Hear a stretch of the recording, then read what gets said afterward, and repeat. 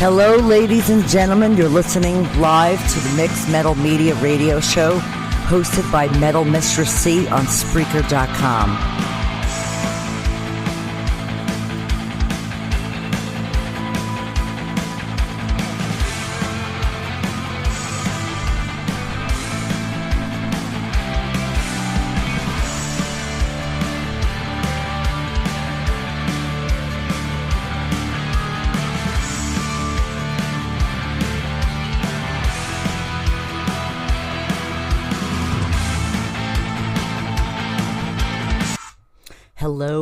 Hello, and welcome back to the Mixed Metal Media podcast, hosted on Spreaker.com, as well as several other streaming platforms.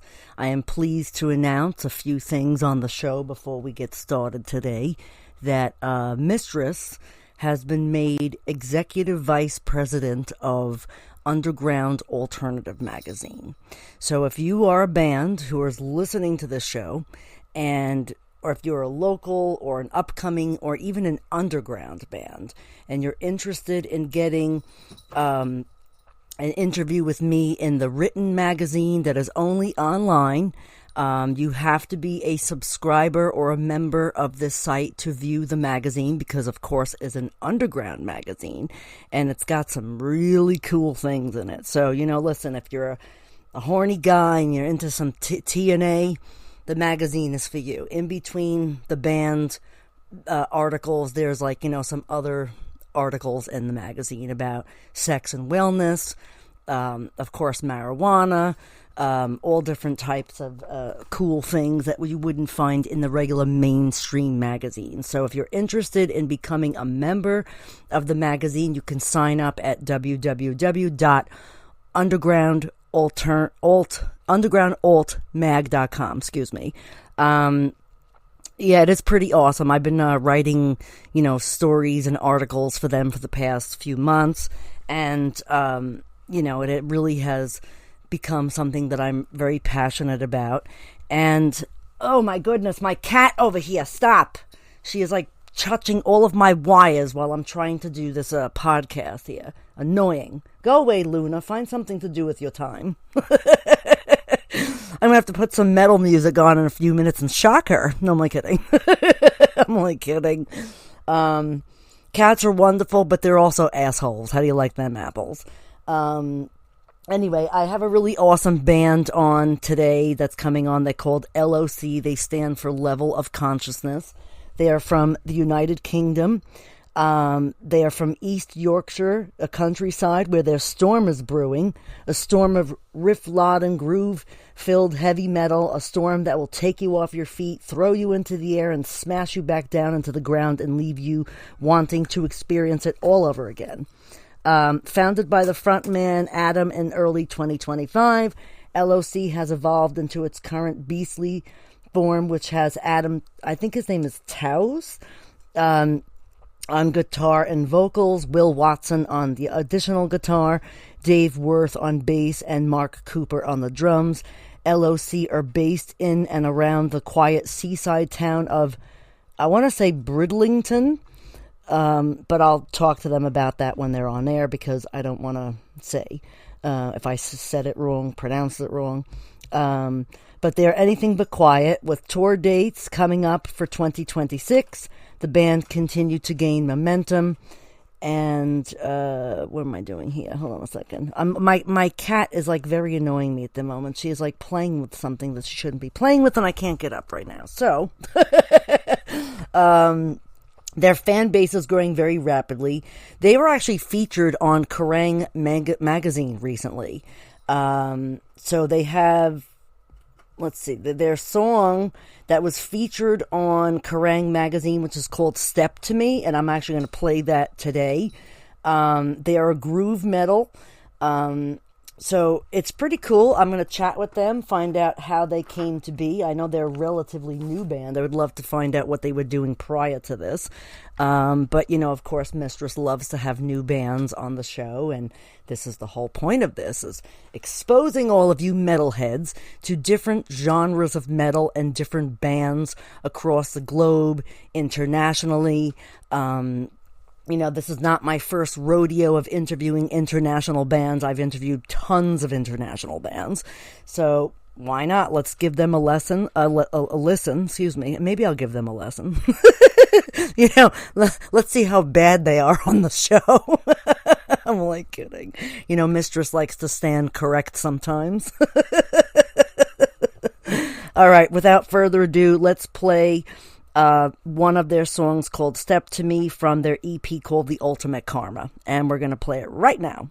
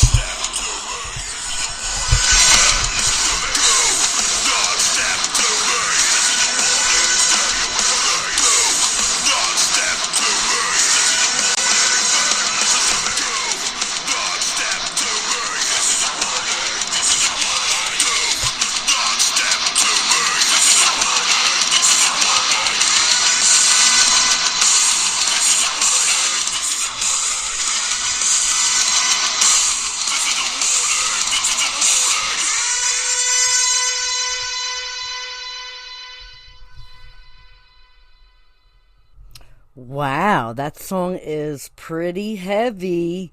So, I actually like that song. Kind of reminds me of certain things in my life right now. I'm like kidding. Excuse me, Mistress is getting over being sick. I had, first I thought it was asthma, then it turned out to be walking pneumonia, believe it or not. And how I got it was from...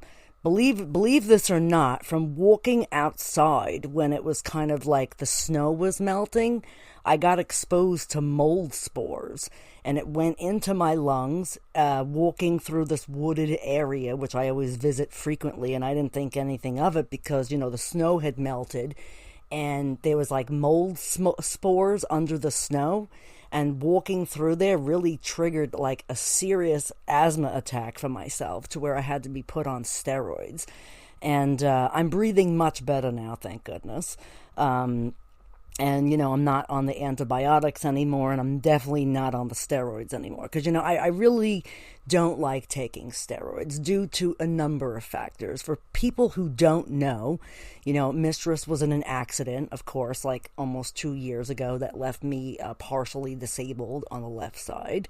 And with one of my disabilities, I actually have bone death, believe it or not. So when I first initially broke my shoulder pretty bad, I broke it to the point of it's not fixable. Okay, so now I'm kind of left with a bone that is dying in my arm. And, the thought of me taking steroids is really, I could almost feel like, I don't know, I could almost like see a very death metal imagery of my bone disintegrating under the skin. Okay, so like imagine that, and then having to take steroids on top of that. So it's really, taking steroids makes your bones brittle and other things. And just, listen, it's a metal show. We got to talk about gore and horror on here too, So like, but I'm pretty excited to interview this band. Adam is the singer and the guitarist. He and I have been chatting quite a bit on Instagram and other social media trying to set up this interview with him, which is awesome, and his bandmates. And I have a bunch of questions to ask them. Of course, not the typical standard interview questions. Of course, on Mixed Metal Media, basically anything goes, no filter, unapologetic. There's just a very raw interview. And of course, I do this quite relaxed, but it's going to be fun. I'm pretty excited to have these guys on here. And, in about a little while, they're going to be coming on. So if you're interested in seeing the bands that are coming out in the next couple of issues of the Underground Alternative magazine, which, go to undergroundaltmag.com and sign up. And you can then view the magazine, So, of course, the website has like a member subscription. So I don't know exactly how much it is, but I think it's like, I don't remember offhand. Can't quote me on that, but go to the magazine. You could even join, I have a group on there called Mixed Metal Media. And because, my podcast is Mixed Metal Media. And of course now I'm the EVP of the magazine. So I kind of merged the two of them together. And, I do have a group, and I do all the bands that have been interviewed by me can go into this group. I post regularly in there, which actually I'm going to be posting in there later on today. I'm doing a lot of cool stuff with the magazine. This month's issue, I'm on an episode on my podcast. My magazine is an issue. So episodes, issues, I guess it's basically the same thing, however you look at it, right? So, on March's cover of the magazine, I have an amazing band, and they're from Long Island, and they're called Borgo Pass, or like they like to call themselves Borgo fucking Pass, but it's still Borgo Pass. They are a phenomenal fucking Long Island metal band. They've been around a while. They actually opened up for Typo Negative and Life of Agony from what I had when I did the interview with them. It was really cool to read that, and pretty awesome. And I think they're working on some new material. And like I said, I had the pleasure of going to see them on it was Valentine's Day. They did a Valentine's Day massacre at Mr. Beery's in Bethpage, and it's really awesome. But on that note, I will say this. April 25th of 2026, I myself is hosting Mixed Metal Media Presents Black Mass. I am hosting a local 5-band metal show at Mr. Beery's in Bethpage. And we have the Panic Broadcast, who is coming from Virginia. They actually were on one of my prior episodes on the podcast. They are a fantastic melodic death metal groove band. So kind of fun. Today we're interviewing a groove band, so it's kind of cool. Kind of hit the groove in the groove, fill in the grooves, as they say. So I have the Panic Broadcast. I also have a 3-piece sludge metal type rock band from Long Island, also called Sludge Box. They are fucking fantastic, these guys. I also have my good friend, Goddess Caroline and her band In the Next Life. They are an alternative metal band with a little bit of mix of different genres of metal. I mean, each band, I think, has different genres and different roots that they, or influence them. So I really can't say one band specifically sticks to one certain type of metal specifically. There's all different genres of metal combined into one band, And then I have, after them, I have another Long Island band called Dirty Covers. They've been around for a very long time. They do all sorts of covers from different genres of metal like Megadeth, Manowar, Iron Maiden, stuff of that nature. And then at the end of my Black Mass, the last band on for the night would be considered, they are called Witches Dance, and they are a King Diamond Merciful Fate tribute band that is fronted by a woman.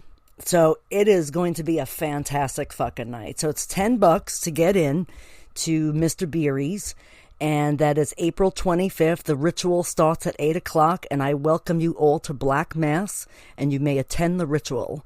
So I'm looking forward to seeing everybody at this show. Long Island people, city folks, this is going to be awesome. And that's what's going on with me. And then also I have a really big surprise coming out in the April issue of the Underground Alternative magazine. So I'm not going to announce that yet, of course. So I have a lot of cool things happening. And, the magazine is doing great. And my podcast is doing fantastic. And I want to bring a very awesome vision to the magazine. And so as the EVP, you never know what's going to be up Mistress's sleeve here. So, so it's kind of cool stuff. So be on the lookout for that. If you're interested in following me on social media, you can go to my Facebook page, Mixed Metal Media. I'm on Instagram at Mixedmetalmedia23. Where else? Or you can follow me at Mistress, I think it's Metal Mistress C, I think it is, or Mistress C 69. I don't know. You have to. I forget. I haven't been on that account in a while, but I'm all over the place. Facebook, Instagram. I'm even on TikTok under Mixed Metal Media. So if you're on TikTok only, some people I find they're only on specific apps. Then you have people who are not on any social media, and they miss out on all this cool, fun stuff because they don't want to be on social media. I don't know. Social media is the wave of the future. I hate to say it, but that's exactly what goes on here.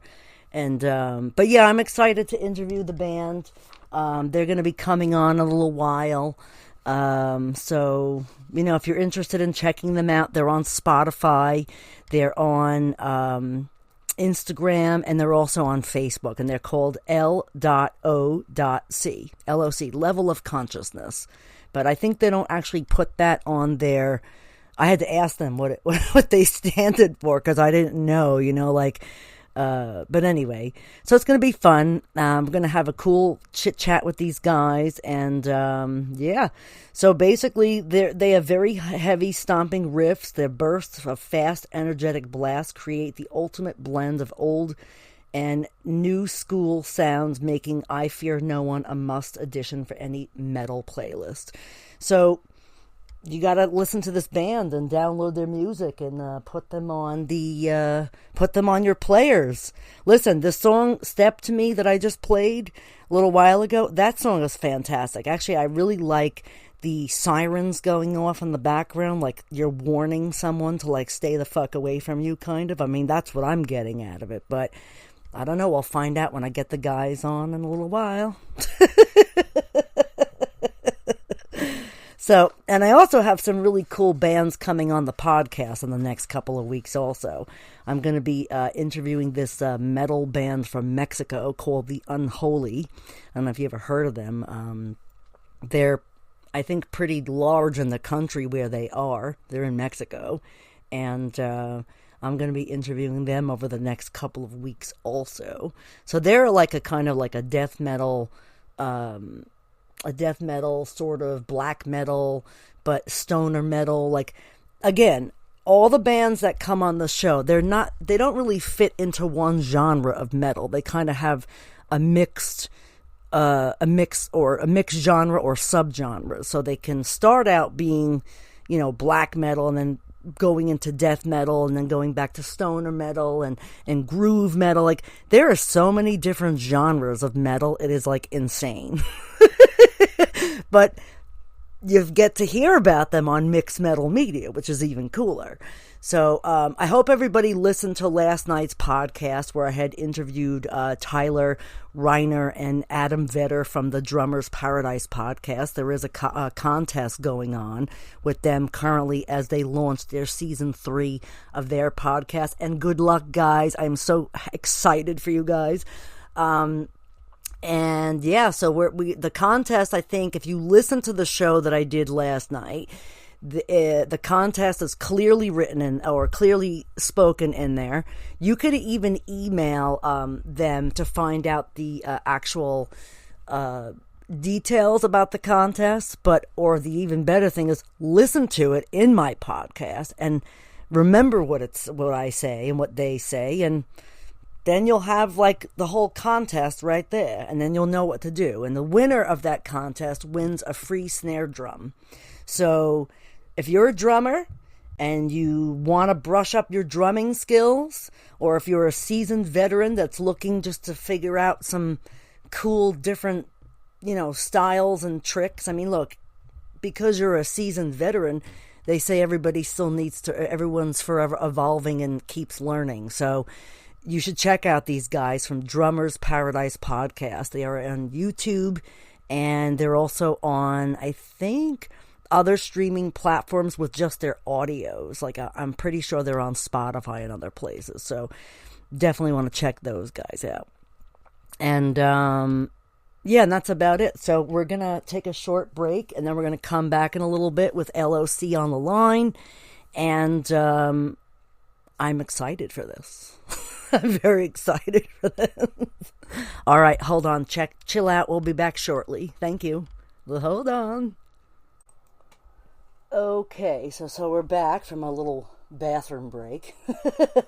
And Mistress is going to call L.o.c. right now. Let's get him on speakerphone. Hold on. Get this open. Hello. Hello, Adam. How are you? How are you doing? I'm good. I just had some coffee. I'm drinking coffee. I'm drinking whiskey. Oh well, listen. It's 6 p.m. by you guys, right? Yeah, it's 6 p.m. here. Yeah. And how do you guys feel after playing a show last night? You're probably tired, right? Yeah, we're all pretty tired. Completely knackered. Aching in places I didn't know existed. Well, hey, listen. So wait, how I have the whole band here, right? I have Adam, I have Dave, I have Will, I have Mark, right? Yep. So we're all here. I have a question about your last name, Adam. How do you pronounce your last name? Taus. Oh, interesting enough. I saw your last name and I said, wow. It's funny. I'm a dominatrix, right? So in my closet, I actually have a Taus, and I was looking at it the other day, and I said, wow, the guy that I'm going to be interviewing from the band, I'm wondering if that's how he pronounces his last name. Yeah. So, curiosity, what is a Taus? I'm going to tell you what it is. It's a big leather strap, actually, and believe it or not, a Taus was first introduced from Scotland, and I know you guys are English, so I'm not trying to be like, saying blah blah blah here, but like a Taus was generally used in Scottish times. It's 2 leather straps that are quite heavy, thuddy, and the nuns used to use it to like a part of corporal punishment, actually, if you must know. So I think we say in schools. It was used in schools, we had the slipper. That's correct. Yeah, so... Which had 2 straps on an handle. That's correct. I remember. So it's kind of funny. I'm like, wow, his name is Adam Taus. I'm like, so I wasn't sure if you, like, pronounce it Towsy. This is a strapping lad. Exactly. Strapping lad. And I had said to myself earlier, I'm like, I wonder if he knows what a Taus is. Well, I do now. Well, yeah. I'll have to go buy one of them. Yeah, I'll be dishing out the punishment deck, lads. Well, it's funny because I have one in my closet, right? And actually, my Taus was specifically made for me. It has more of a handle on it, so it looks like a big leather paddle with 2 splits in the middle. And let me tell you... Is that so you can use it two-handed? Yes, you can. Or listen, now I use things one hand, so it's pretty funny because I was like, wow, I'm like, this guy's got some huge traps. First of all, like listen, so like, I'm like the singer and the guitarist is a very like.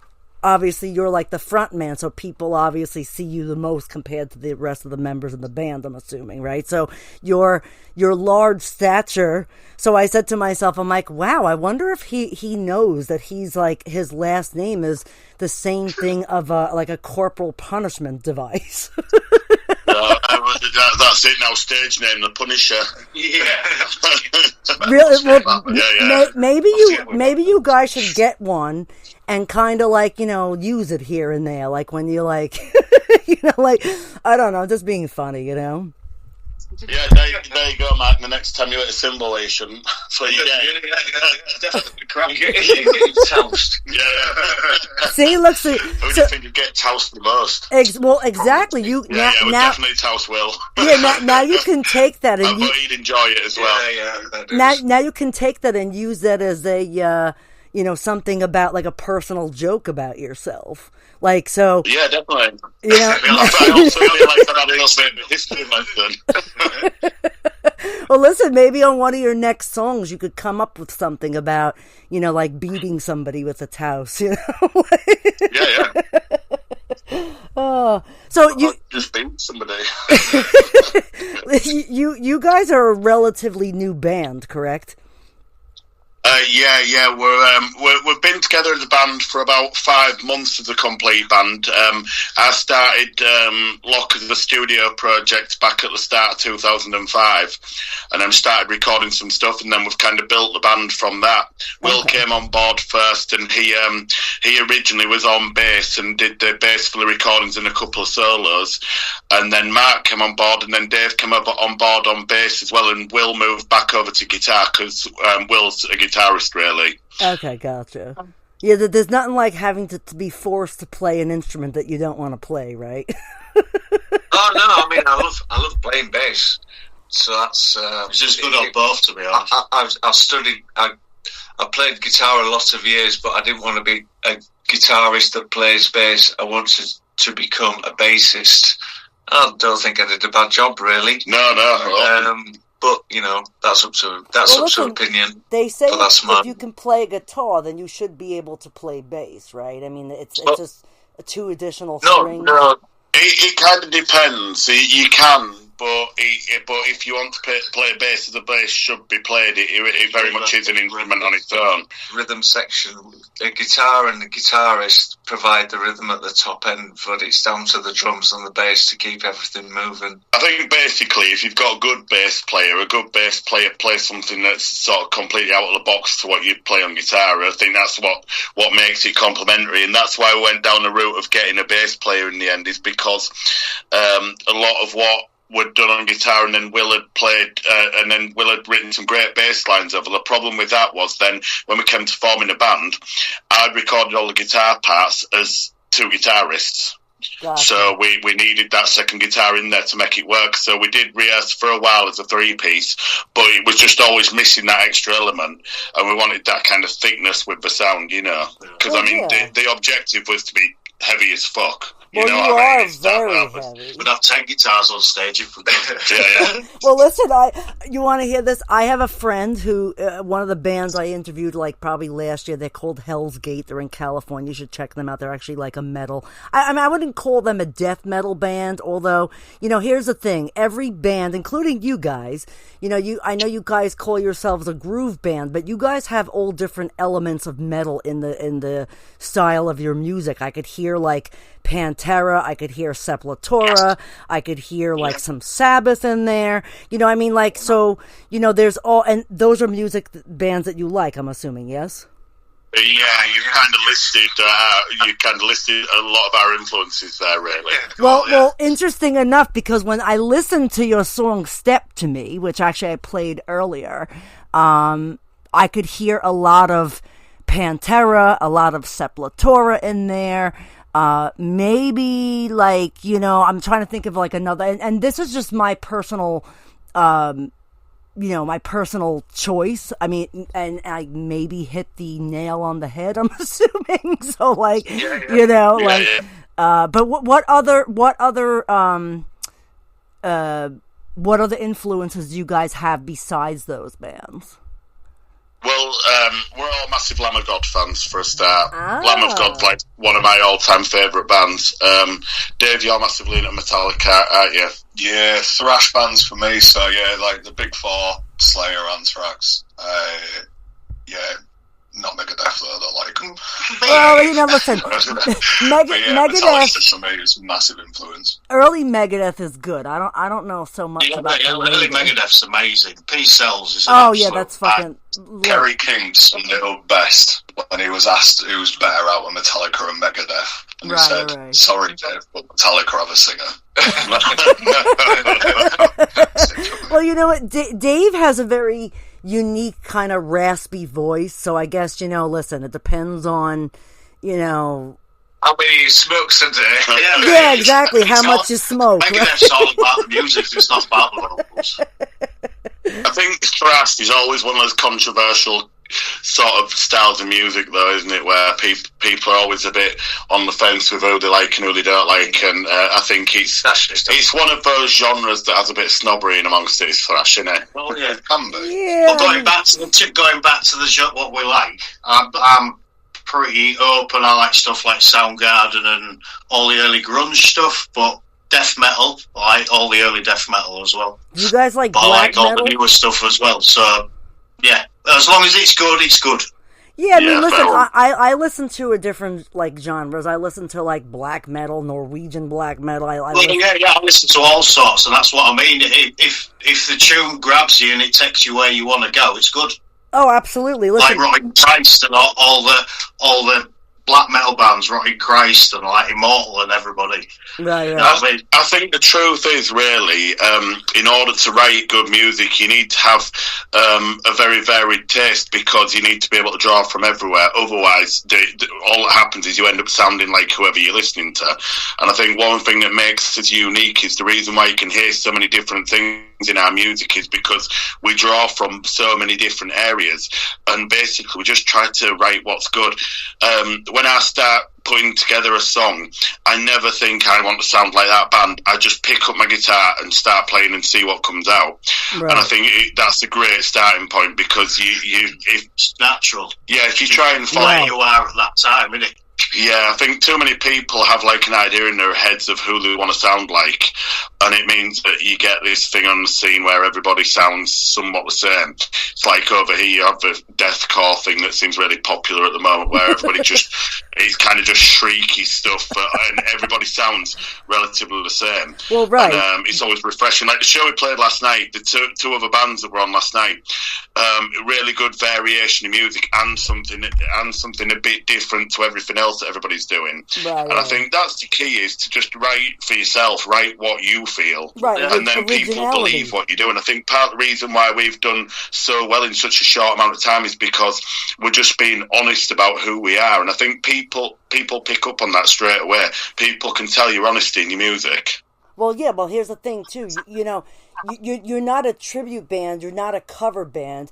You have influences, but you're not coming out and playing their stuff. You're doing your own unique blend of different genres of influences by you guys, right? So you're creating you guys, like L.o.c, level of consciousness, right? So it's funny when I had asked you, like, what the hell L.o.c stand for, because, listen, there's lots of bands that are abbreviated, and like, honestly, I was like thinking, I'm like, maybe it's like life of, or look at, like, or I was like, what the hell do they stand for? Like, that's why I had to ask you guys, because I was like, when you said level of consciousness, I was like, oh, yeah, because now you have to think about it. You can hear all your conscious type of influences in there, right? So, like, I mean, I would never guess you guys sound like Soundgarden, because you definitely don't, that's for sure.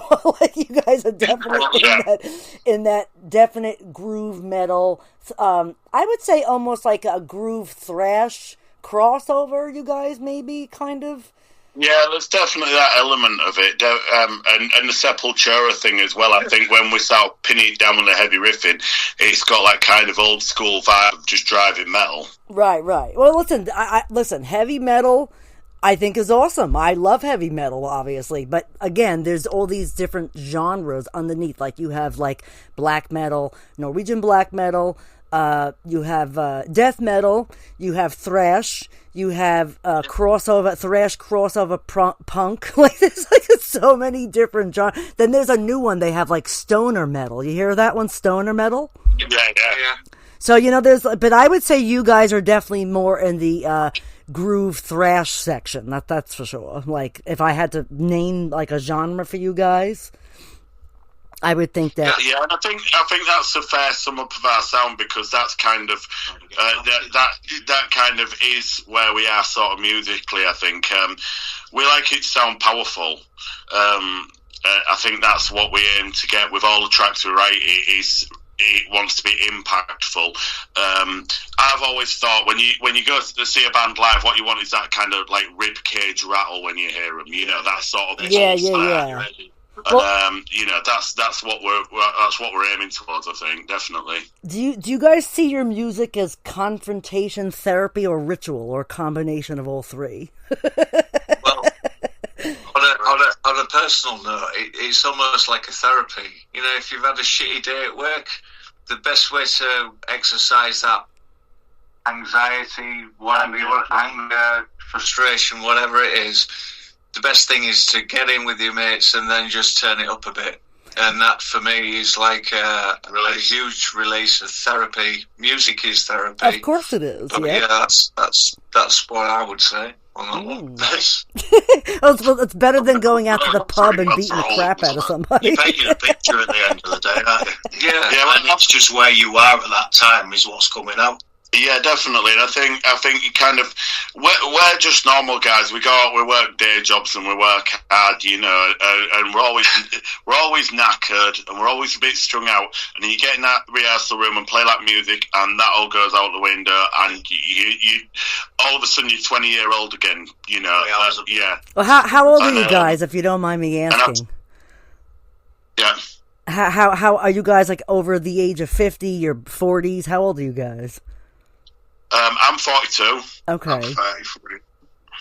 I'm 52. And I'm 51.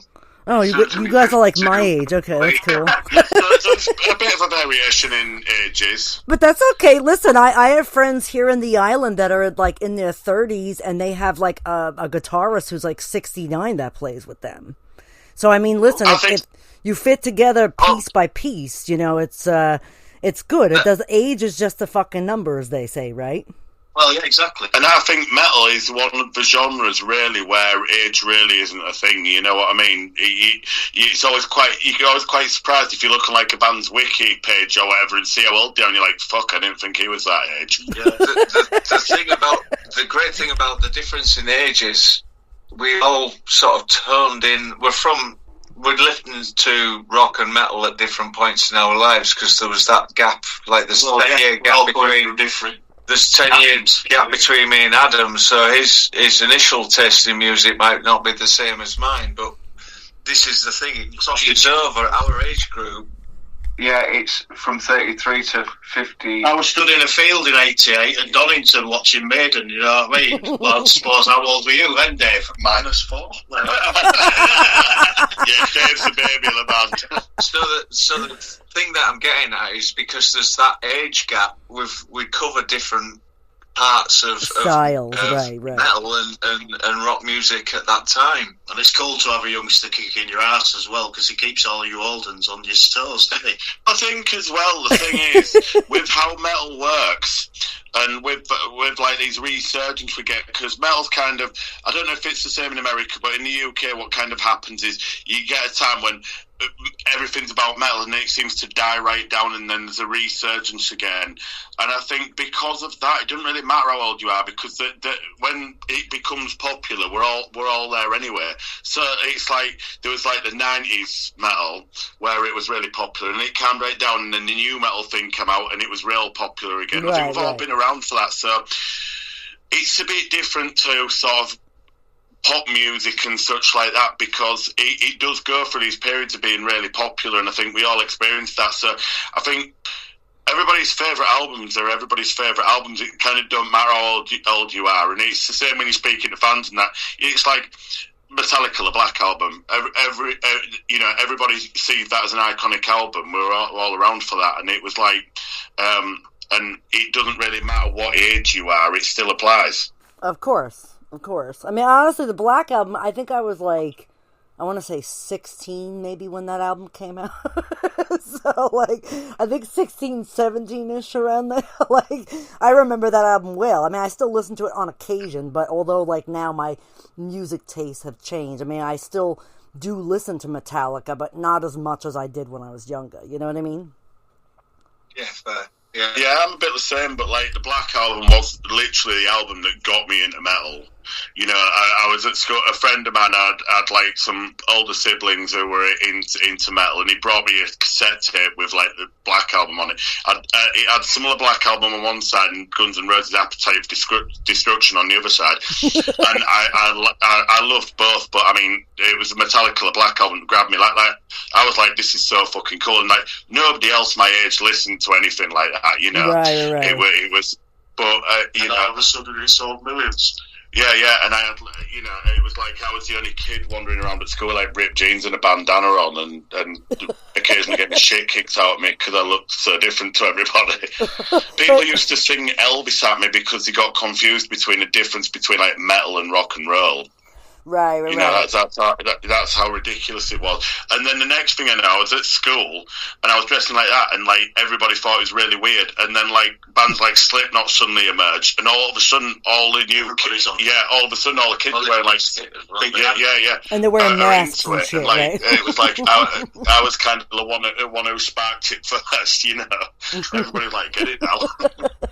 When you guys write songs, I did the same with ABBA, but I mean that was like 20 years previous to Adam. Well, you get beaten up for listening to ABBA. Well, think about it. Most people, when they hear metalheads, they think of guys with like long hair wearing like battle jackets, right? So like that's usually like the standard. Like for like nowadays, even back when I was younger, like I used to have like a jean jacket with like Slayer and Venom patches on it, and like Sepultura, and like. What's that? I used to work for Venom. I had drum techs for Anthem.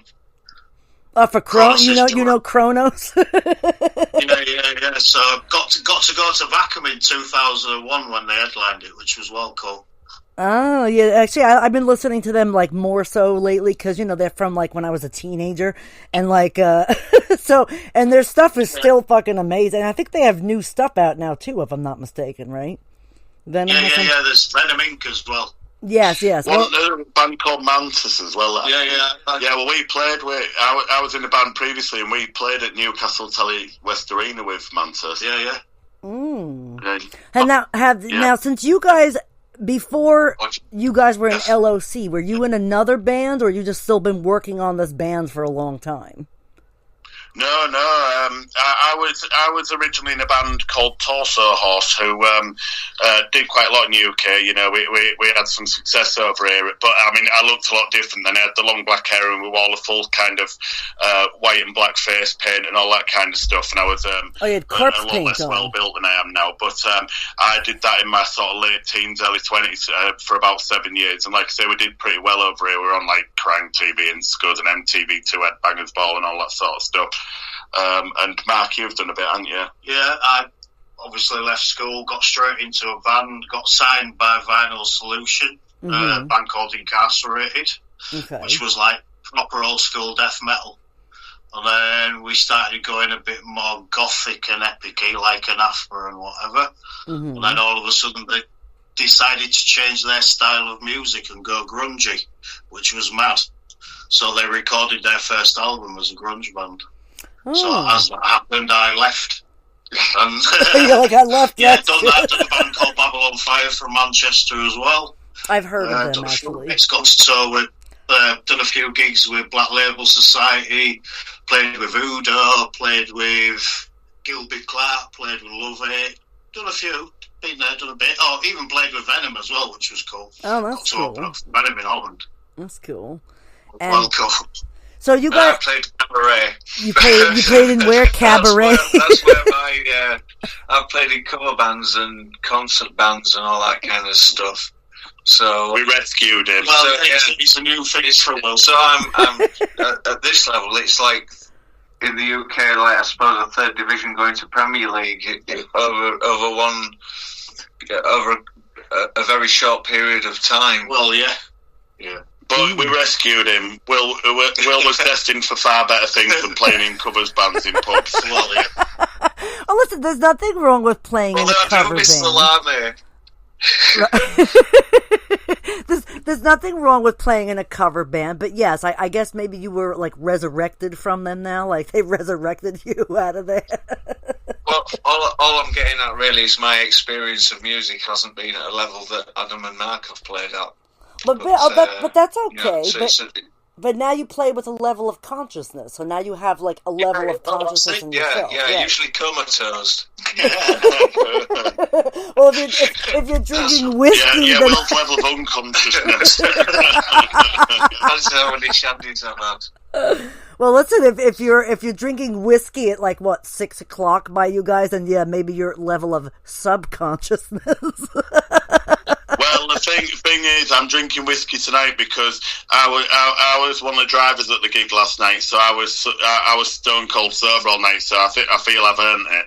Yeah, I think you have too. I think it's time your bandmates step up and let you be like a level of unconsciousness. You were a level of unconsciousness last night, weren't you, Dave? Yeah, especially after the gig. Yeah. Dave had a few too many shandies last night. I'll turn the light out when I leave. And I was a designated driver as well. Yeah, we were propping it up, weren't we? But no, it's pretty cool. We're a really good working unit. You know, we work really well as a team.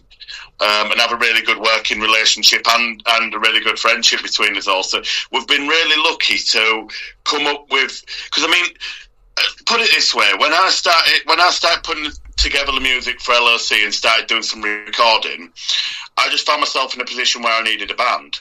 And because I already knew, like, Mark and Will, it just made sense after Will had joined on bass to then invite Mark to come along. But we never knew if we were going to get in a room and it was going to work as a live band. Right. And then we just got together, and straight off the bat, there was no messing around. There was just chemistry there. And then even more strange is that when we decided we wanted a bass player, like, Dave was the first person who came along, and he came to a rehearsal and he walked in and went, really confident, he was like, yeah, I can do that. And came up the next time and it was like he'd never not been there. It was like this guy just turned up and was instantly a part of the fold. And I think that's, we've been incredibly lucky like that, because it all could have just gone to complete shit, but it didn't. It worked. And that makes me think more than ever that the lineup we are now is completely meant to be. And the reason why things are happening for us is because, I kind of think if there's such a thing as fate, that's what it is, Well, think about it. Like, the planets are all in alignment if you think about it. So everything in the earth has energy, right? So you guys, we're the four of you, right? It's four of you guys. Yeah. Okay, I'm gonna make sure I didn't miss anybody for I'm gonna chop a man out, So like the four of you are in total alignment with each other, and maybe you guys are on an emotional, spiritual path within each other, and this is why your band is such a solid foundation for you guys, right? I mean, you could think of it like that, but for myself, I think it's just four guys that like music and we just get on. Why was that too gay for you guys? No.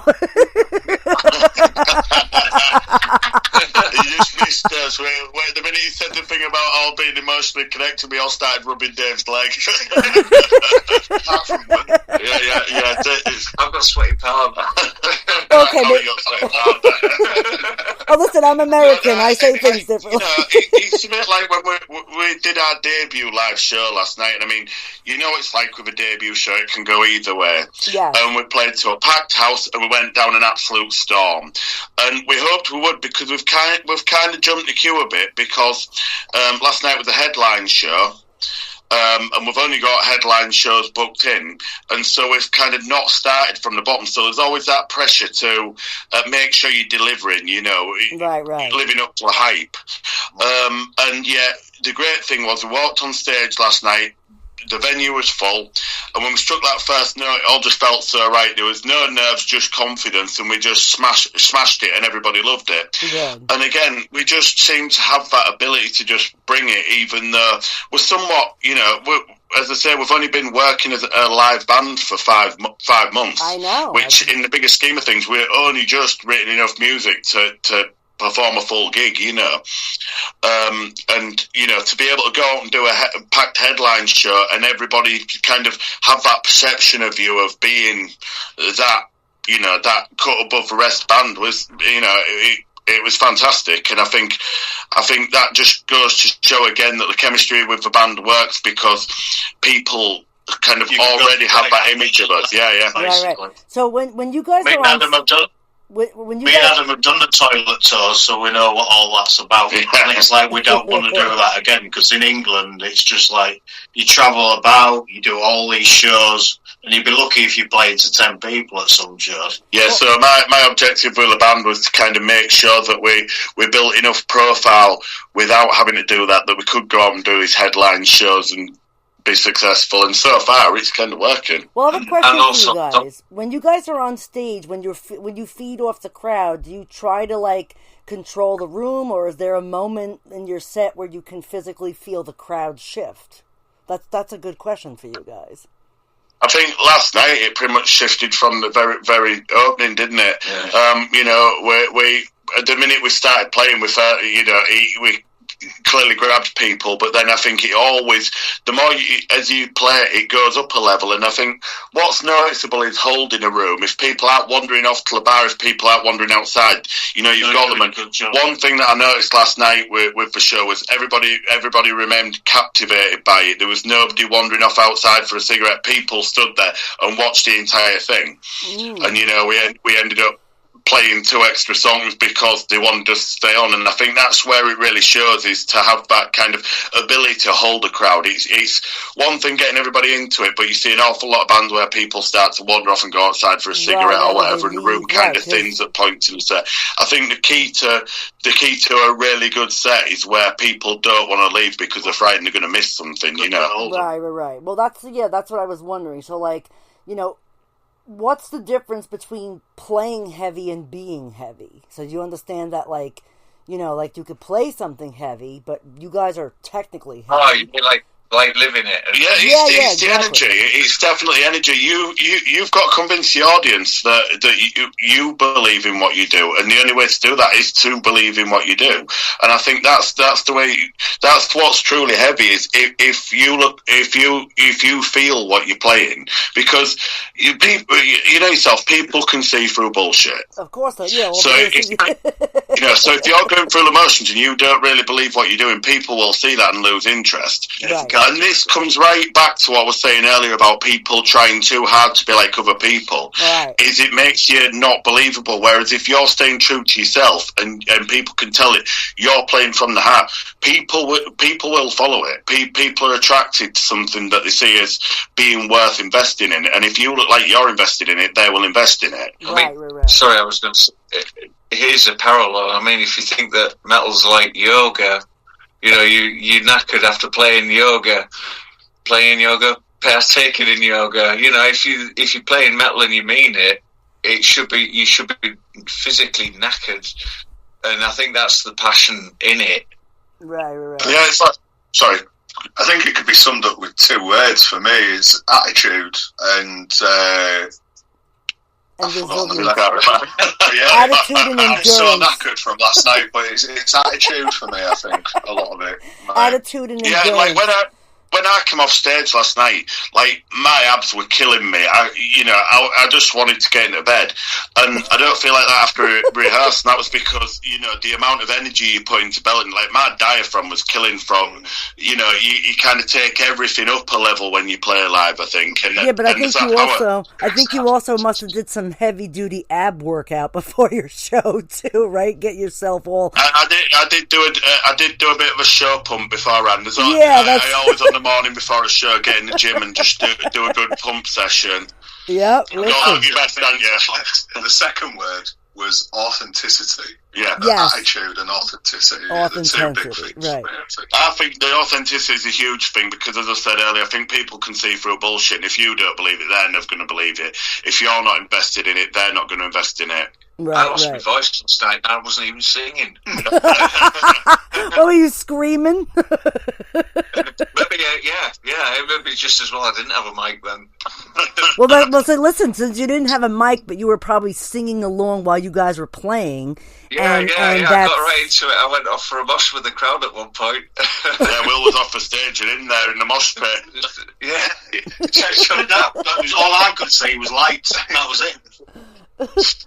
You think that the groove metal can still shock people in 2026? I think done properly, yeah. Yeah. I certainly do. And I think the thing is, again, it just comes down to the authenticity thing. I think any music has the power to shock. I think the thing that makes it stand above other things is if there's a power behind the music. And I think that's more in emotion than it is in music. It's putting something across to people. Listen, I often use the analogy with it that if you think about it from the perspective of me as a songwriter, if I write lyrics, right. I write them about a certain thing, but the person listening to that song doesn't necessarily, they don't know what I'm writing about. So when they hear those lyrics, they draw from it something that leads them to think about their own personal experience. And we've all had that song that when we've been going through a tough time or whatever, we draw from and we feel like that song speaks about us. But the truth is, the person writing that was probably writing about something completely different. Right. And that's the great thing about music is it is, music is universal. People can pick up on different things. Just because you've written about that doesn't mean that's something that somebody else will take from it. And I think that comes down to what you were saying earlier about what makes it shock, what makes it appealing to people is people being able to draw from it. And I think that comes through emotion. It doesn't necessarily come through the particular words you write or the notes you play, but how you play them and how you put it across. Right. Do you guys also think groove metal today is evolving or stuck in a homage mode? We've come to evolve it. You guys evolve. Music goes in circles anyway. And it depends what you do with it. Right. So everything goes... Again, it goes down to feelings. And we talked earlier about therapy and that. And you can get into a room and just jam a riff. And then everybody else sort of pricks their ears up and adds their bit. And before you know it, you've got the root of a song there somewhere. Well, this question is for the younger guy, right? So... has your approach to heaviness changed as you matured in this band? Like, I know you've been in the band for 5 months, but, like, as maturing, like, in individual-wise. Like, now you're in a band with these, like, older guys. Not saying that we're old, because you guys are the same age as me, so, like... I think the only difference between 20-year-old me and 33-year-old me playing music is now I fucking hurt more after a show. I've always played with energy. I've always been into fast, heavy music. Right. No, my approach hasn't changed, to be honest. I think as well, Dave's like taste in music and how he acts. He's pretty mature anyway, you know, and I think he fit in straight away. And you kind of, if you're in the same room as us all, I don't think you'd even guess who age-wise, because we're all on pretty much the same wavelength. And I mean, I think that's what it comes down to. I think, and listen, the thing is, we're all a lot more. I think the maturity in the music comes across with everybody, because we've all been in bands before. We've all been screwed over by record labels. We've all been in shitty bands where people aren't as dedicated as we are.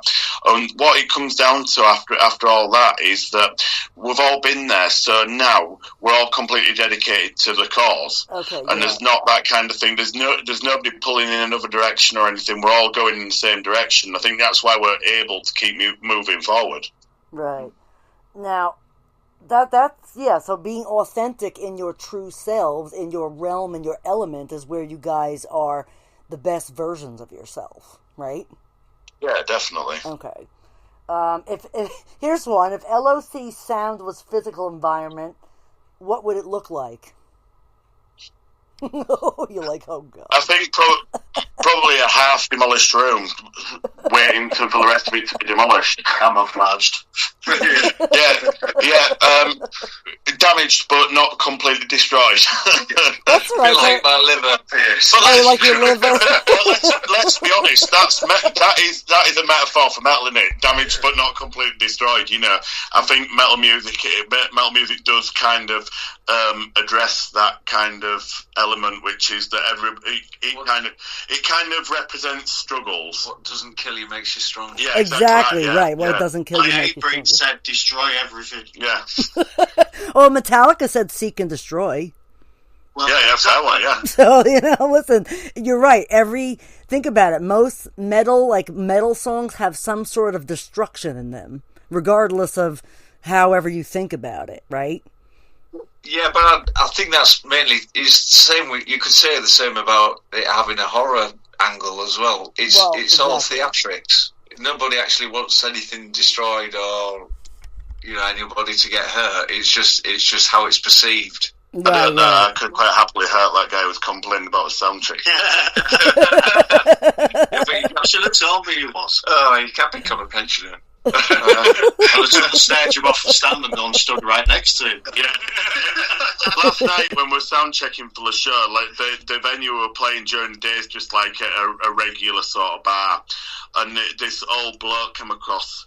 It was very, very rude and started effing Jeffy. Yeah, as well would say effing and jeffing at us because Mark was having to hit his snare drum to sound check it, and it basically ended up in a full-on blazing row where I told him to get fucked. Yeah.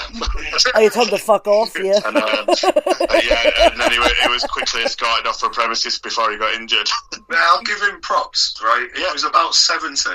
And to square up to Adam. It was game. Yeah. He really didn't want Mark hitting that snare drum. You know what's interesting enough? When you guys are at shows... Stood there with her hand over her ears. Like, what are you doing? Just go.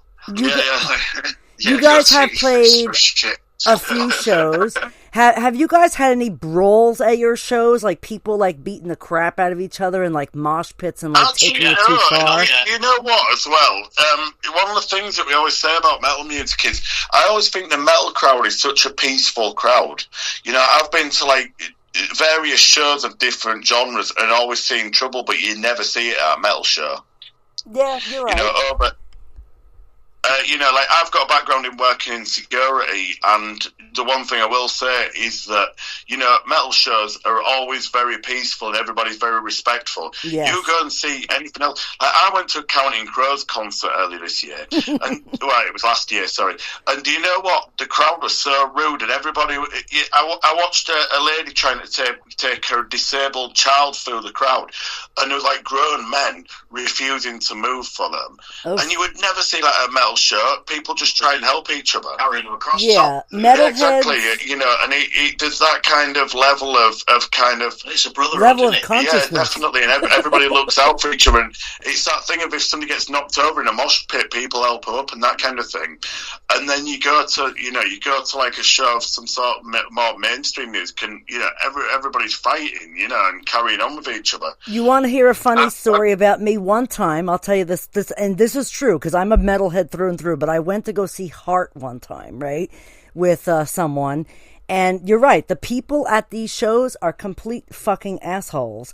I was walking with a cross-dresser on a leash, and of course we're a spectacle in itself in public, and people were like making fun of us, they were cursing at us. Actually, one of them actually assaulted this guy, and the cross-dresser who I was with was a very big muscular guy at the time, so he actually took his heels and his wig off, and he ran down this thing in his outfit, and he cornered this guy and like beat the crap out of him in the parking lot. And then the police came, and the police was like, oh, and I said, listen, this fucking guy assaulted him. He punched him in his face when we were walking. So you know what? Like, this would never happen at a metal show. Like, it just... Like, you know, so honestly, I don't go to like other concerts like that anymore because the people are like rude. But when you go to a metal show, it's a totally different, right? Metalheads are usually peaceful individuals that just want to go to listen to the music and not give a fuck about anything else that's happening there. So like, you know, people that are not in metal are not righteous, and they are very rude. I find that to be 100% true on all aspects, you know? So, I get it. Yeah, I think what it comes down to as well is that, like, a lot of people in metal come from... I know I come from a background where I was, like, heavily bullied at school and stuff because I was into metal, and I think the thing with that is... I think a lot of people come to metal through that kind of being... pushed out and feeling pushed aside by society, and I think that makes you somewhat, it gives you empathy. And so when you're in a room full of people, you know, you don't want to be the one who makes people feel how people made you feel. I know that when I was working in security and I was a bouncer, one of the things that made me so successful at that job was I had a huge amount of empathy. So right. I could get heavy when I needed to, but a lot of the time I was quite sympathetic of things that people are going through and realising that you don't know what's going on in somebody else's life. So you've got to be very careful how you deal with somebody, because somebody could be acting in a certain way because of what's going on in the background in their life and such like. And a lot of the time, people who feel like that just need to talk. They just need somebody who's going to be sympathetic to the cause. To listen. And I think because there's a lot of people at metal shows that have been through that and have been used to things like where your friend got punched in the face, you understand what it feels like to be that victim. So you don't want to make somebody else a victim. You want to support people and help people. Right. I mean, listen, I've been in mosh pits where there's like women with kids in there, and like, you know, these big like burly guys are like just like listen, I've been in tons of mosh pits even without like a protector, like before my accident. And there was one time I went to a Megadeth show, and I was in the mosh pit for Tornado of Souls. I mean, yeah, I like Megadeth.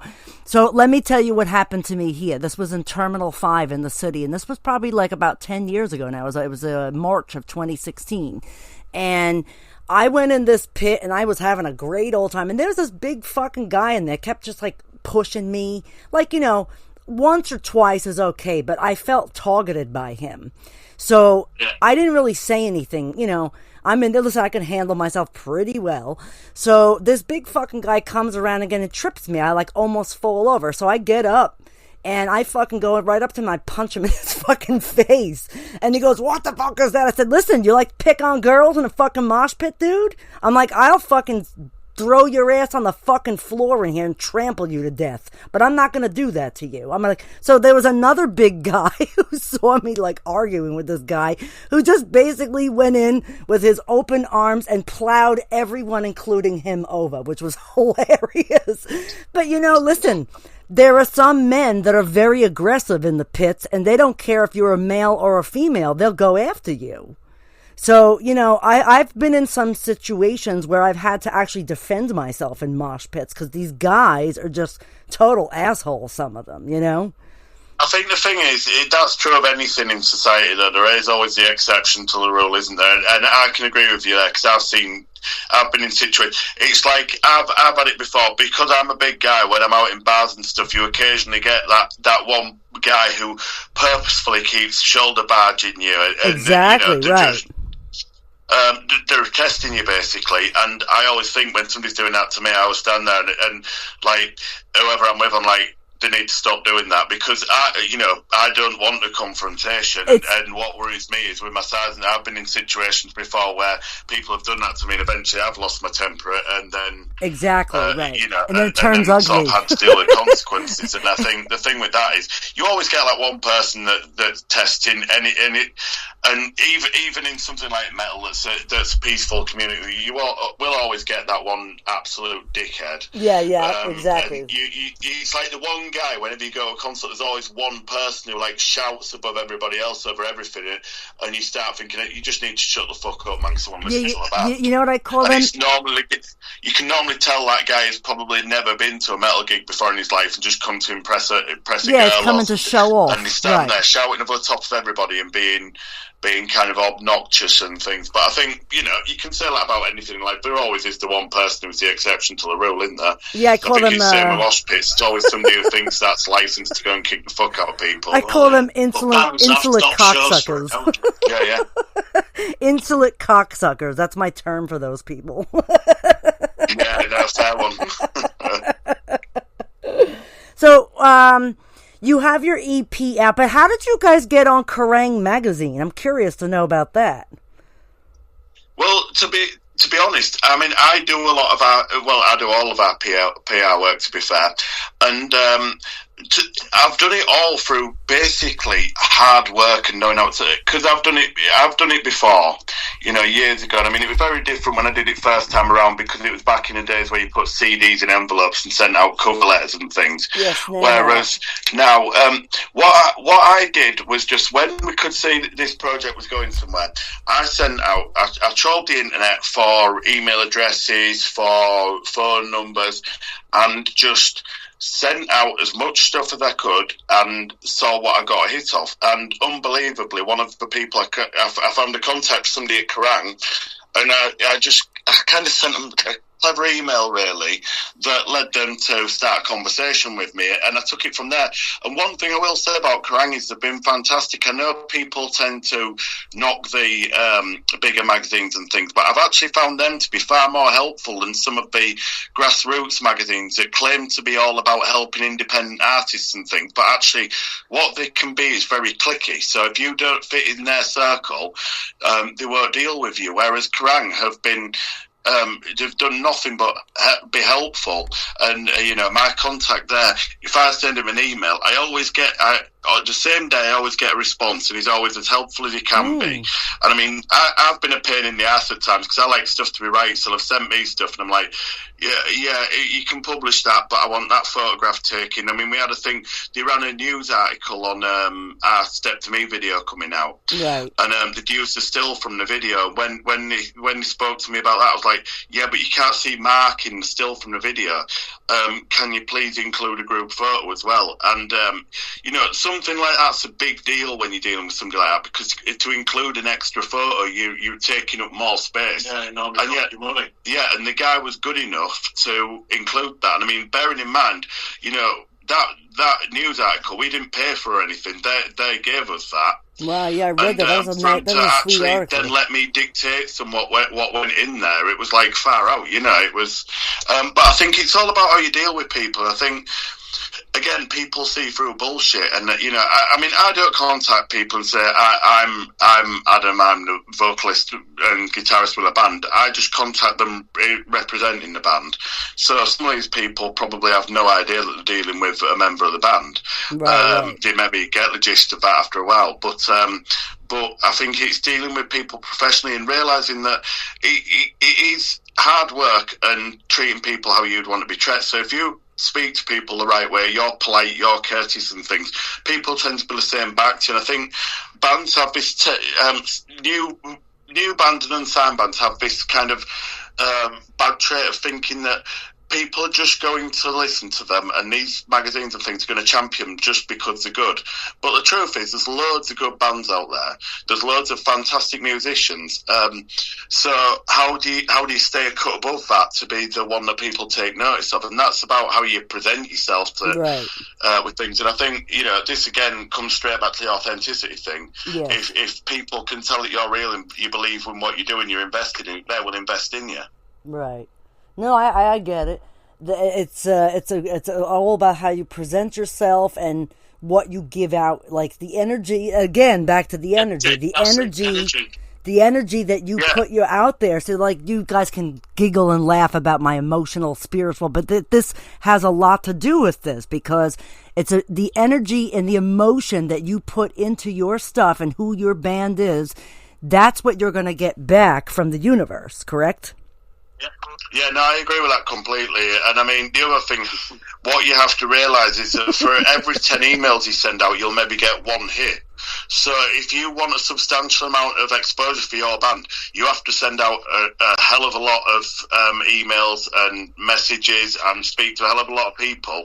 Because there is a certain majority of the stuff you send out that will never be read. Right. And I think that's where it comes down to the hard work thing. Is you've got to hit it with a sledgehammer, and you know that's the only. If you hit it with a sledgehammer, then somebody's going to listen. If you send out one email a week, you're probably not going to get very far very quickly. No, I know that. So I know you guys have only played like a few shows, but has there been a show where you guys played that something went wrong and you guys kind of like, you know, had to like fix it while you were on stage? Last night, yeah. Oh, last night? Yeah, last night we had the sound engineer there had an issue with another venue and left the room unattended, during which my microphone cut out completely. Oh, God. And we were left with no lead vocal, so Dave very quickly swung his backing microphone around and I took over on that, and Dave proceeded to sing as loud as he could his backing vocals a cappella without a microphone, which weirdly on the recording you can actually hear as well.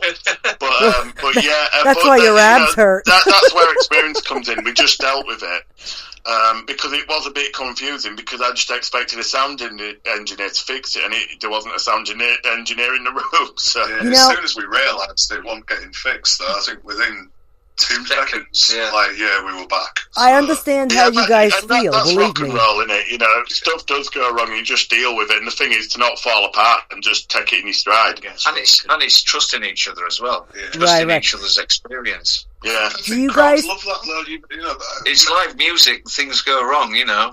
Yeah, personally, when I go to a show, I don't just want to listen to the CD, I want to see the bands as they are, and part of that is inevitably fucking up.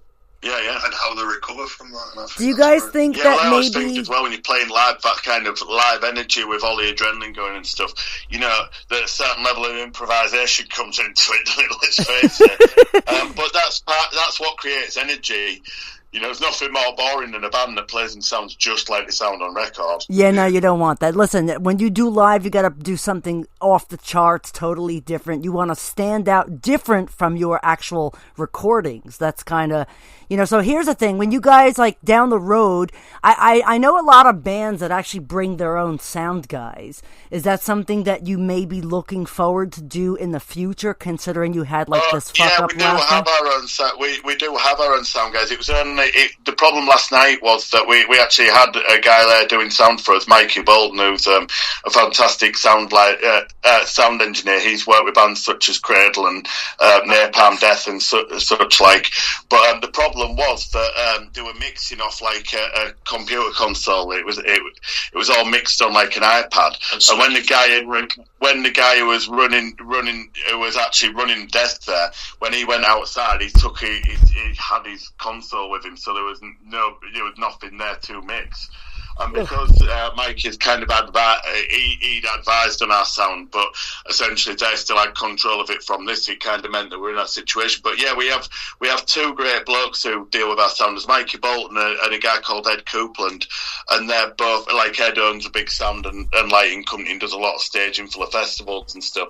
And I've toured with a pair of them for years, and I know you've worked with Mikey a lot, and you as well, Mark. Yeah. And so yeah, we've always got them to hand for shows, so we've kind of got that one covered. because I think it's an important thing to have somebody who understands your sound. Right. And we've always said when we start this project, we've always said we want to remain professional. Right. We want to keep that cut above things, so we don't want to go do gigs that are under par. We want, we'd rather do less shows and make them really good quality shows than do loads of shows and have just mediocre shows where we're kind of middle of a bill and that kind of thing, and nobody really gives a fuck. Right. So what do you guys think the future holds for level of consciousness for you guys? Making more music, playing more shows, going on tours? I mean, we're just at the start of the ball, aren't we? Yeah. I think the thing with that is we all believe in this. So I think we're going to take this as far as it can go, and if what we've done so far is anything to go by, I believe that we have the potential to go a long way with it. What level that is, we will find out along the way. But I think I certainly think the world needs more L.o.c. They do, right? More level of consciousness, because I think a lot of people in today's society walk around unconscious, and I don't know if it's by choice. We're here to wake them up. Yeah. Right? Well, listen, if they listen to Step On to me, they'll wake the fuck up real fast. yeah, that's it. Yeah, when I get my towels on them. Yeah, exactly. I know. The other day when I was in my closet, I'm like, I'm in my closet the other day, and I'm like looking through some of my stuff, and I said, "Oh, there's my Taos." I'm like, I wonder if that. I was sitting here yesterday. I'm like, that's got to be how he pronounces his last name. I wonder if he even knows. So like, not that I want to because I know English and Scots don't get along so well. So like, I didn't want to say that to kind of, That's amazing. Yeah, I eat loads of oats. What's that? I'm Scottish descent. Okay, so Adam, are you Scottish descent also? Dave's like a huge leprechaun. I just sat there looking at you and thinking he looks like a huge leprechaun. I think you look more leprechaun than Scottish, to be honest. Well, you know what? But like a giant leprechaun, if there's such a thing. Ever seen the film Leprechaun? No, I do actually think Dave does look pretty Scottish as well. You can imagine him in a kilt. Well, actually,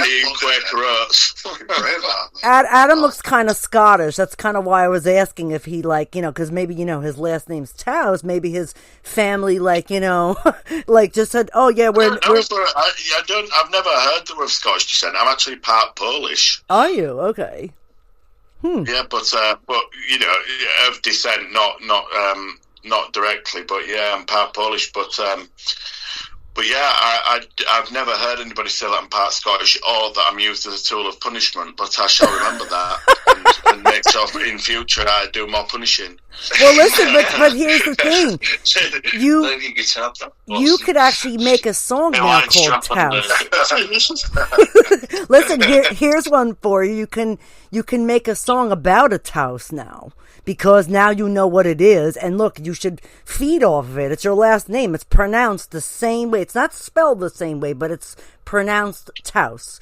Or Taws. Well, I think this is going to now lead on to on-stage whippings, isn't it? Well, listen. On-stage corporal punishment. Well, you could do it, but in a fun way, and don't get yourselves in trouble. But yeah, we've gone from the top to the butt plug now. So wait, did you know what a Taos was until I told you? No, I feel educated now. Oh, so look at that, right? I mean, listen, my one friend who's a dominatrix too, I was showing her yesterday. I told her I'm interviewing this band, and she's like, let me see what they look like. So I show her, and she goes, holy fuck, that guy is fucking huge. She goes, look at the fucking size of his traps. I'm like, I know, right? So we were laughing.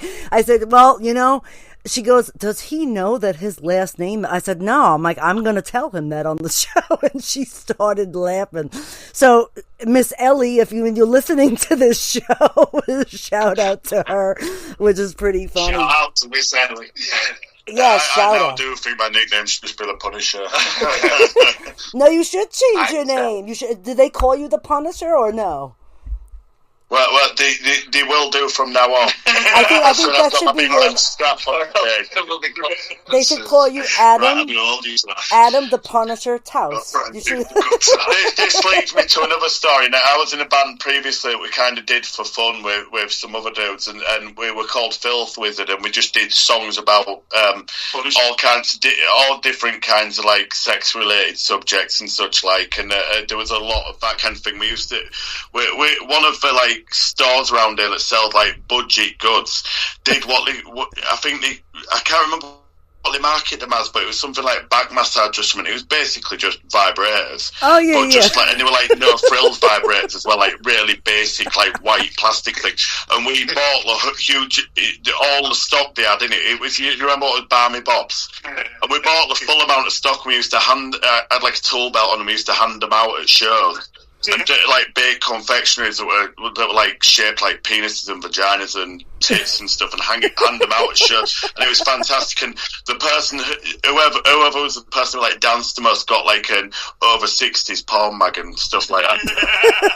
and you know, we had loads of fun doing that. We just got to a point where you could only write so much material based on that before you're just writing about the same stuff. But it always went down really well. I used to wear like chaps on stage with like no back to them and like a little posing. Oh, like assless and chaps. then we used to do Christmas shows where I had like my Santa chaps on and stuff. Have you seen any pictures, Dave?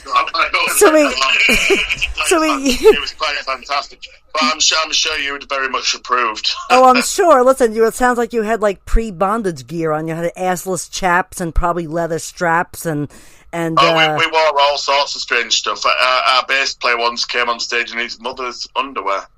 Oh, nice. He was a cross-dresser. Pretty cool. Well, he basically wore anything that would create shock value, but it was one of those people who, like, there was no level to this. It was like, you know, if it all or nothing. Yeah, and he came on stage one time dressed in like this kind of like white angel suit and that kind of thing. It was like, and he came on to one show dressed in a full policeman, like PVC policeman's outfit and stuff like that. So, you know, we just basically did anything that looked ridiculous. You know, like we had a washing line on stage where we used to like hang underwear. We used to get the crowd to like hang their underwear on this washing line and all this kind of stuff. Oh, like a clothesline. Oh, like used to get real weird at shows. Like we had two blow up dolls, and one was like a blow up doll of like an overweight Asian lady. And there was one gig where there was just a guy in one of the local pubs who got really drunk, and he was just stood at the side of the stage with his penis out, rubbing it on this Asian sex doll. Yeah. And it was like people just vibed us. It was like when we played that stuff, it just became okay to be weird as fuck. Well, think about this. But no, it was really good fun. But like I said, we just got to a point where there was only so much like you could write about. Well, exactly. I don't actually know what I'm going to write another album about now. And then, and then what happens is you get like here's this question: sex and heavy metal, right? Or sex and metal. Do you guys think that a lot of newer the metal bands are not really writing about sex and heavy metal any longer, right? Did you notice that? Yeah, definitely. I mean, let's face it, the two things do go hand in hand. It's, you know, I think that there's always that element to it, and I think probably just it's all become a bit washed out as a scene when it comes to stuff like that. It's all become a little bit safe, and I think really like the fundamentals of rock and roll are there if you're from that. Yeah, if you come from right. But I think it all comes around that kind of. It all comes down to what I was saying before about, you know, it's part of that kind of. It's bringing in all the subcultures and things and all the sort of stuff that society doesn't necessarily see as mainstream or like to talk about too much. In metal, it's okay, you know. It's very much about being yourself, whatever that be. And I think really a lot of people, when it comes to the sex thing, a lot of people are almost dishonest, and there's this thing where people pretend to be very vanilla with it, and actually the truth is nobody but vanilla. We're all pervs to some extent. We've all got like kink, haven't we? We've all got something that floats listen, our boat. what do they say? I think Everything is a the alternate fetish? scene kind of makes it okay for people to dress how they want and do what they want and express themselves in ways that other scenes do. I mean, I really like the goth scene. You know, back in the previous band I was in, we used to there's a big festival in the UK, Whitby Goth Weekend, and we don't live far away from that. And like, we used to play that, and it was a mad place to play, but that was all, you know, you got all different walks of people there with people, you know, people dominatrix and people on leashes and stuff, and people in all the get up. And I used to wear all that stuff, you know, I used to go on stage in full PVC and all that kind of stuff. And I think the thing is, Dave's getting a bit excited here. I am, yeah. Dave, you see, Dave, I've seen this side of me. I am not really just with you. Yeah. I think you guys should come out with new like PVC outfits and play like a show on Halloween, and you could dress up like you know, like just leather men, you know, like, and just kind of shock your audience. Masks and everything. Yeah. I'd be up for a good mask. Listen, I think you guys should come out with do some of like one wears a gimp mask and one wears like a PVC and assless again, chaps. This is where the horror aspect comes in as well, because we're quite into horror aesthetic with things, and that's the same thing. It's the weird and the wonderful, isn't it? I have a question for you guys. If you guys were a horror film, what would you call yourselves? Fucked up. Fucked up? Okay, but beyond fucked up, or fucked up beyond recognition, maybe. I'm only kidding. Generally fucked up. That's a good question. Think about it. A lot of people into horror and metal, right? If they were to make a movie about you guys, what would the title be and why? That's a good one. Yeah. Well, we did the zombie thing with the video, so it sort of says that it has weird that side of horror. This is difficult because I feel like it's like individual to each member, this question. But that's okay. But that's kind of why I want to. That's why I'm asking, so everybody could answer separately. I'm curious to hear everybody's views. So we'll start with Adam Taus, right? I think probably considering my background and things, I think it would have to be some kind of fetish aesthetic, you know, with my build and everything. My horror film would be called The Punisher. Same as the other Punisher, but I think I've coined you the Punisher. Yeah, I'll call my horror film called Punishman. Okay, and it'll be about being in a band where the other band members get punished by the Taus in some kind of weird fucked up room. Scared. So what would you be, Will?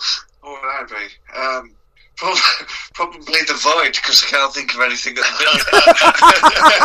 See, I remember all the old school classics like Attack of the Killer Tomatoes. Oh, okay, gotcha, yeah. Burning and fucking all the old school ones. So what would you be, though? Probably like... the drumming.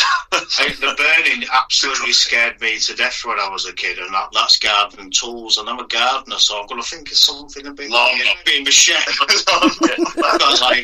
It's been machete. You need to go a bit like thoughtful.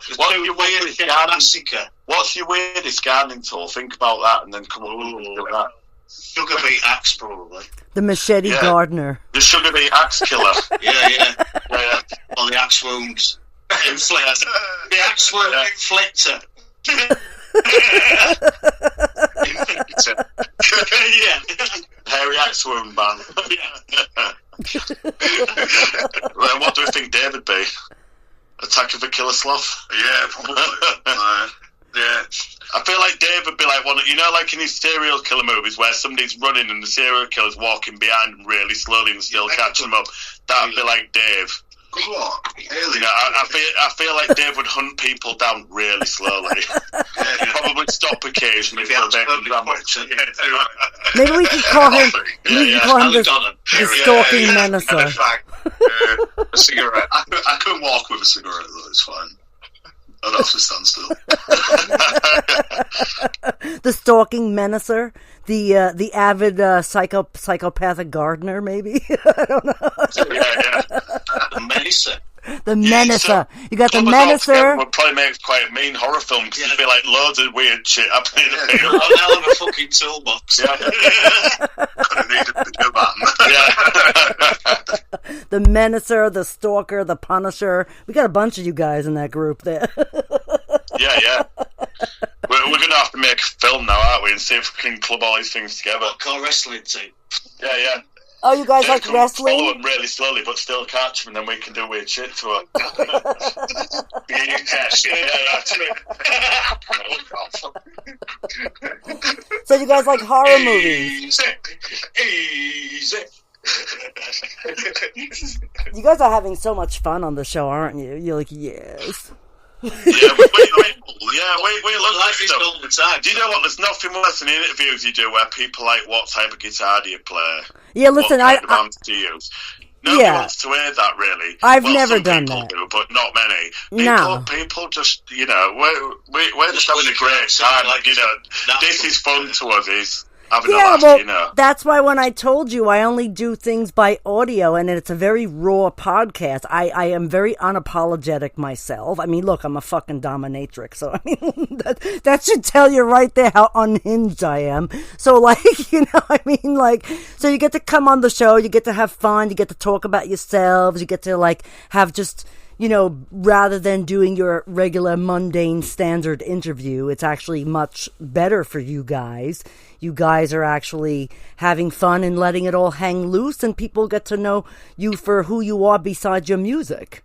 That's the other thing. Yeah, absolutely. Yeah. That's a good starting point, I'd say. You're like, I go, what's the matter? The cat's got your tongue, or your tongue is in bondage. Didn't mean anything by it. your tongue's in your. Will's one of those people that looks at you, whenever you ask him a question, you can see the cogs turning before he starts to answer, but the cogs turn, but nothing happens. And then just something comes out, and you're like, yeah, man. But Will's like the most enthusiastic member of the band as well. Anything's brilliant with Will. You could fall and break his leg and think it was brilliant. Right. But that enthusiasm is really infectious. It's great because it's like having that excited child in the band who's like, who everybody vibes off because he just. I mean, you love it, don't you? I love it. Isn't it? It's fantastic. For me, it was great because Will's enthusiasm was when I sort of started the project on my own, bringing on that enthusiasm was great because I think we all feel that, and we all vibe off that, and I think we're kind of all very grateful for being able to do this, and people enjoy what we're doing. And those things happen for a reason. Yeah, that's it. And we're just, we're living a dream, even at the level we are now. We're living a dream because we're having so much fun, Yeah. So what I do you things think happen for a reason, but still think that we're putting the effort in as well. So that's it. Yeah, it's not just nobody's sort of resting back on their laurels. And do you know what? I think the worst thing that can happen is you be gifted something on a plate because that's where there's a lack of appreciation. That's what makes it harder to hold on to. I think if you've worked hard for something and you're all invested in it, then that's where you've got staying power because you keep working at it because you've put so much into it. Right. It makes taking knockbacks easier as well because you know that you can work back to wherever you've come from. Right. Rather than being handed to you. It's still a learning process. Yeah, of course it is. That's the thing about being creative. Every second of your life's a learning. Yeah, of course it is. And I think, we're talking about music earlier on and how it's all affected us. And certainly as a guitar player, if I've got a guitar solo to write or something like that, you're just drawing back on your own experiences, and I think that's where the therapy thing comes in as well, because you drawing back on childhood memories and excitement where you were at that time. I don't think you've ever actually come past that point, Will. No, I probably haven't. Yeah, but let's be honest though, it's cool as fuck to have that level of excitement. Yeah, it's brilliant. I don't. My I won't say Mrs. my partner. She loves coming to a gig, whether it's with this band or whether it's been a covers band in the past, and I just get happy about music, and she'll say, "Look at his little face." It's just sheer joy, you know. And the great thing about being in this band is that we're writing music that we all love. We're coming from the same angle, and it gives it when you get a riff and you get a song together, and you just look at each other and think, that's the fucking chill, man. That's how we do it. And you play a new track or even an old track, and it sounds great. That's fucking mint, you know. And you're all on the same level, and it's that friendship as well that shines through. And I've been from ear to ear every time we play. Well, yeah, for you, it's something new. You've never been in a always done cover. Yeah, always done cover. You know, and we're personally, I'm pushing myself as well, you know, and I'm learning so much, whether it's working with Colin Richardson or other guys that are either helping us with filming, or it's all a new experience, and experience is a fantastic thing. Yeah, we've been so lucky with that, because some of the people we've worked with are you know, really impressive people. That like Colin Richardson, who's done our AP. I don't know if you know Colin's history, but he produced albums like Burn My Eyes by Machine Head and All Hope Is Gone by Slipknot and that kind of thing. Okay. Gotcha. And you know, and he's become like a really good friend of ours, and you know, really helps us out. To have somebody like that on board is just fantastic. But that's led us on to meeting other people, and people have been so willing to just help us out. Right. Well, you know, you think about it, in this business, right, in the industry, you have people that will help you. You have people that will shade you, but you also have people. Most of the metal industry is people that are, like we discussed earlier, metalheads, right? Metalheads are the most down to earth human beings that are just there to have a good time, and they're not bullies or, you know, belligerents, like, so to speak. You know, they're just really good people. There are people that will help you, and there are people who won't. So, you know, listen, in the industry, you kind of have to figure out who's who, right? And you go with the ones that you know that are going to help you, right? Yeah, definitely. There is a bit of that, but I think from where we are at the minute, you know, we're writing music that we enjoy writing, and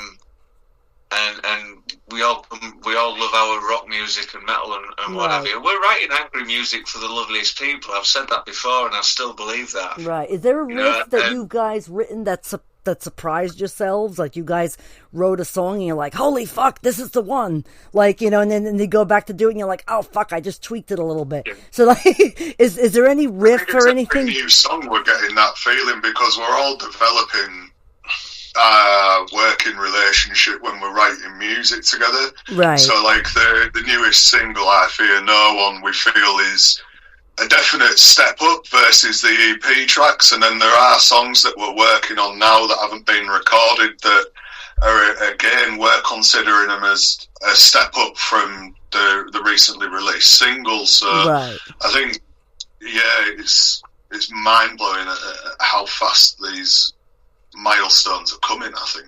Yeah, definitely. And the one thing we do as well is if something's not working, if we start to write a song and we're not feeling it, we just spin it off, because what we don't want is them shitty album fillers that nobody really wants to listen to. Right. You know, we want to write all our songs. Basically, you're writing their music for you. Yeah, and if you do something float your boat, it's pointless. And approaching every song as if you're writing a single, you know, it's not just to fill a gap, it's to you know, each song needs to mean something. Right. Well, you guys are thinking maybe maybe one of your next coming songs, you could write like a song about an undercover fetish? I could definitely do that. I have songs about that. I'll have to send you at some point some of the Filth Wizard stuff, because I think you'd really be into that. Yeah. I mean, listen, you know, like there are some bands that, like, all right, you know, like recently I interviewed Anvil, right? So Lips is famous for playing his guitar with a vibrator. So, you know, I'm sure you've seen that. I don't know if you, like, if you look up on YouTube, Lips dildo guitar, it'll come up. This guy, listen, he's fucking fantastic. He took a vibrator and played his guitar with it and made a very unique sound. You would be completely governed by the speed of the vibrator, what speed the song was at, wouldn't you? So you would have to you'd have to slow it down. Yeah, can you imagine being in the studio and trying to tap the tempo to the vibrator? Well, yeah, no, unless you've got a 3-stage. You accidentally hit the button again, it starts doing one of those things where it goes on. I think the one. Yeah. But I think the one he used is old school, and it had a dial on it. Ones where it builds up slowly, and you're like, well, we can't do that to a click track. But click track. Right, but exactly. But what do you think about this? We all had experience of vibrators with multiple settings. Well, the thing is, if you go and watch this video, if you haven't seen it, you really should. It was pretty cool because he uses an old school vibrator with a dial on the end, so you don't hear any clicks of any buttons, which is pretty cool. And he just somehow, it's amazing. He must have played around with this for a while to kind of figure out what dial he's got to use. I wonder what actually happens where you think to yourself, do you know what? I'm going to attempt to play my guitar with this vibrator. Do you think Joe in use? Yeah, possibly. Yeah, but it can't be Joe. It can't be Joe in use because he's doing one thing and not the other.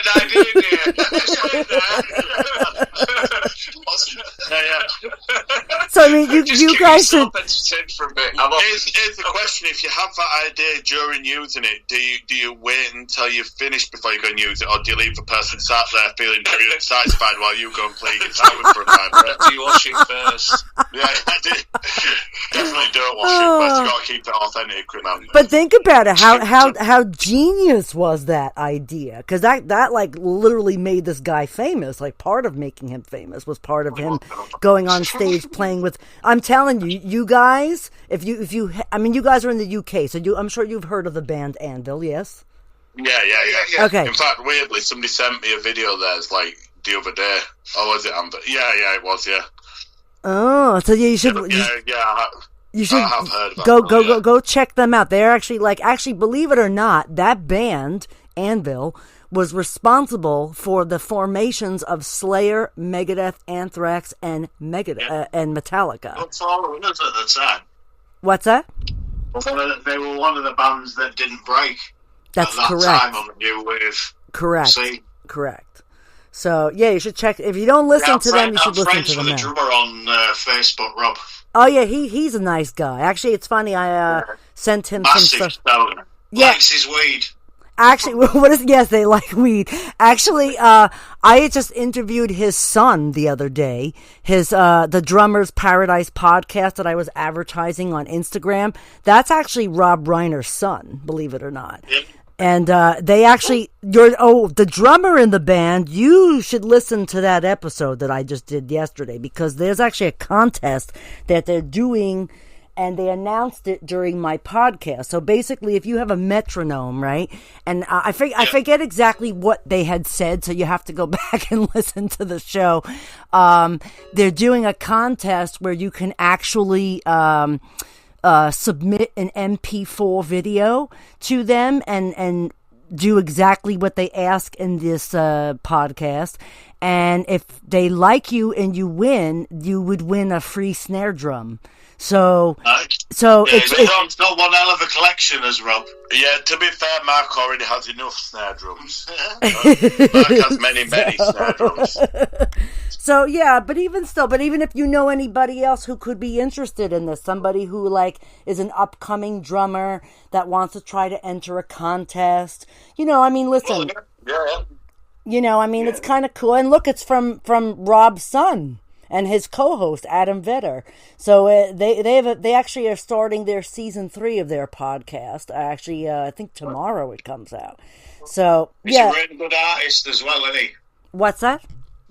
He's a really good artist as well. His painting's amazing. Oh yes! Oh my God! Yeah, actually, he painted. If you ever saw the documentary, there was a photo, a painting that he painted, which was an empty drum set with no guy behind it, and he had said something very he says, oh, they'll, like, I forget exactly what he said, but he was like, oh, I'm not there. I painted it like if I wasn't there or something. But he's a fantastic painter, yes.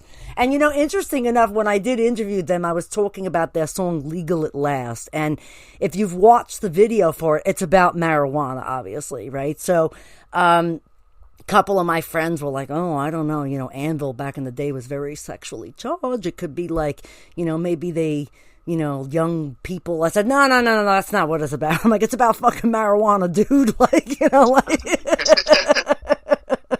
it was kind of funny, but that's the thing with metal. People interpret it differently. Like they hear a title, and because they were known to have dirty, sexual innuendos or sexually charged lyrics, and then they go now to this, cleaner, updated route, and their songs still sound dirty, but they're really not. So that's kind of like, again, how you interpret something, right? So, like your song, Step Into Me, right? Step to Me. Step to Me. I heard that song, last night and this morning, and I was like, wow, this reminds me of something that fucking happened to me recently. So, I'm giving you a fucking warning to stay the fuck away from me. So, is that kind of like how you guys, that is the fundamental, kind of basis to the song is, not stepping up to somebody. It's basically about somebody not getting in your face. Again, I suppose with the lyrics to that song, I was kind of drawing from my time as working in security and being a bouncer. Okay. And that kind of confrontational thing of like staying out of somebody's personal space, because you kind of have a bit of a rule when you're doing work in security, is that like people are fine at arm's length, but there's only two safe places to be. Either have somebody at arm's length or have them very close to you, because either way, you're in control of the situation. And I think that my basis for that was basically based around that, which is somebody confronting you and staying out of your personal space. Right. And I think we always have that. We all have that person in life who pushes us a little bit past that sort of brink of where we're willing to tolerate, and it's about that basically. Right. It's about somebody pushing you past the limit of what you're willing to cope with. Yeah, pushing your fucking boundaries, man. Right? Yeah, that's it, yeah. No, I mean, I guess I read it pretty well, right? Yeah, definitely. And look, I only listened to it once, and I will say this, your band is very tight, you're very well put together, you definitely are professionals, I will give you that.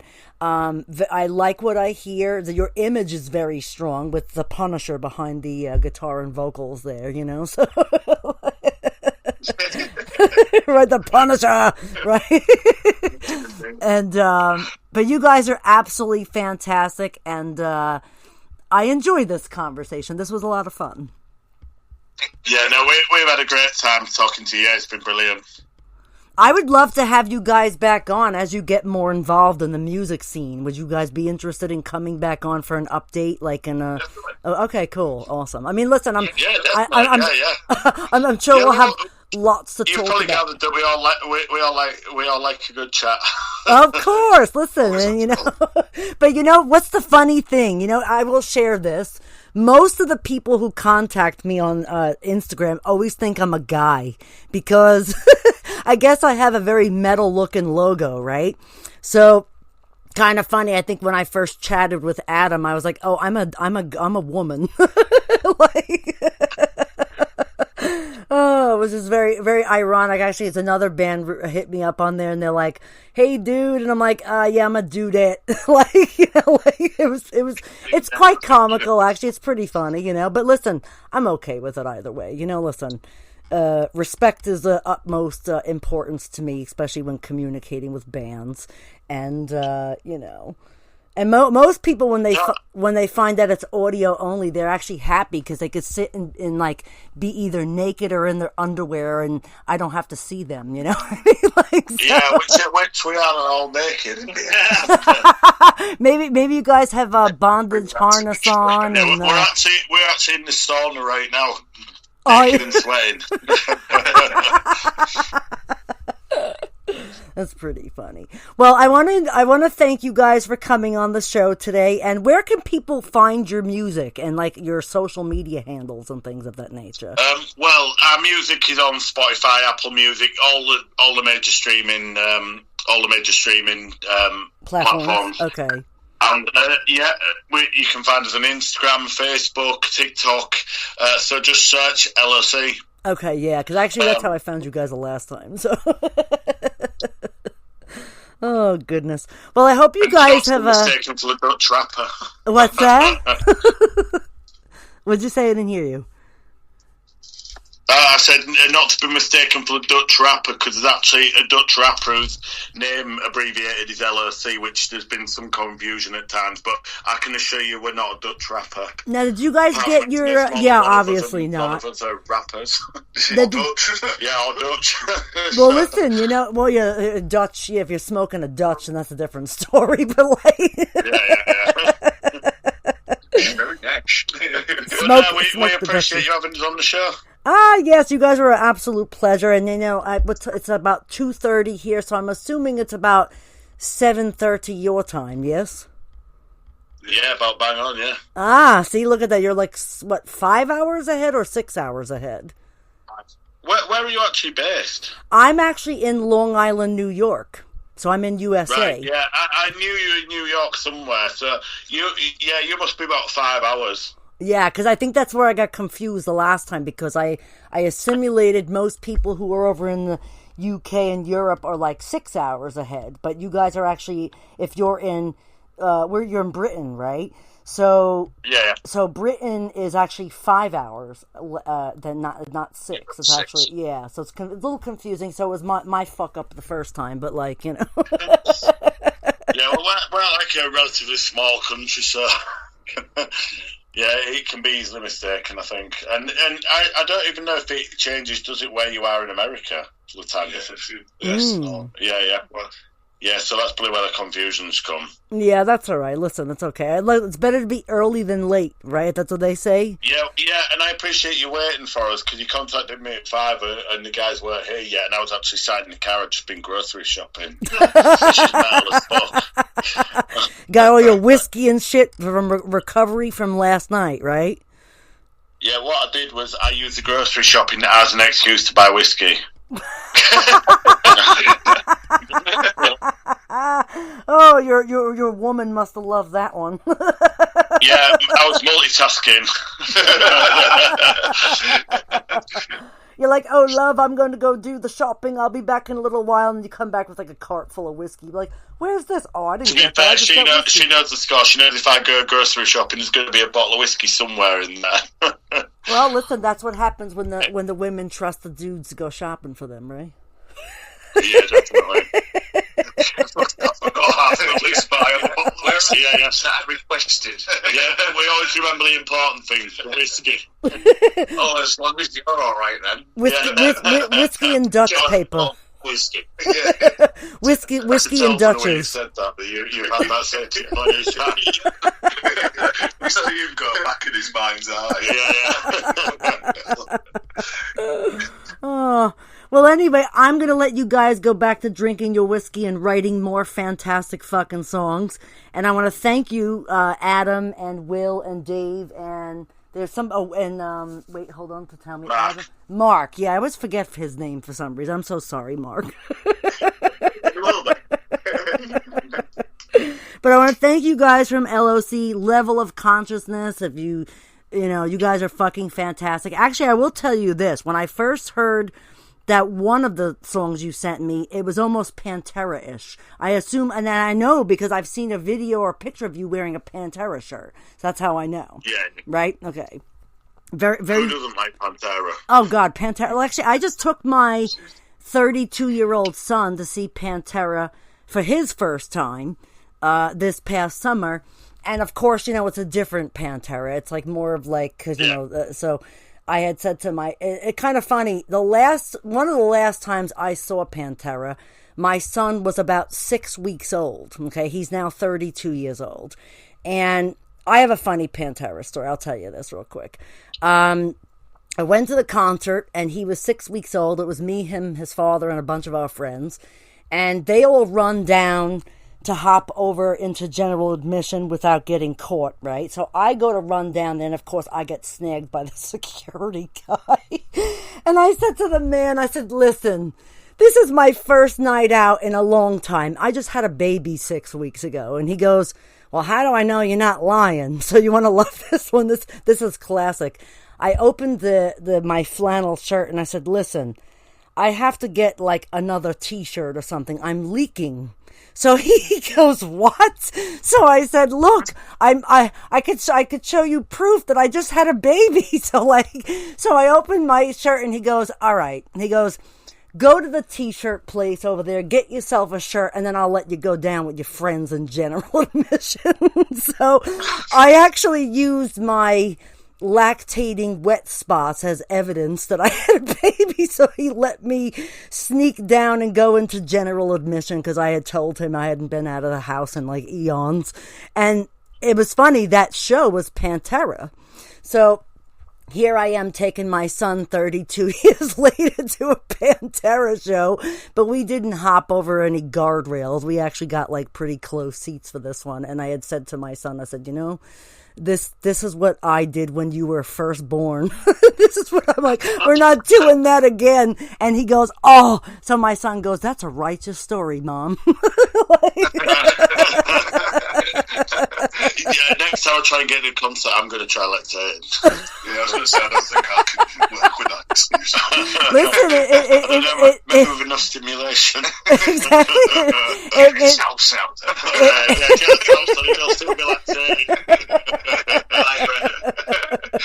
So listen, I've used that to my advantage to sneak into like places where I'm not supposed to go. You know, that is certainly a unique story.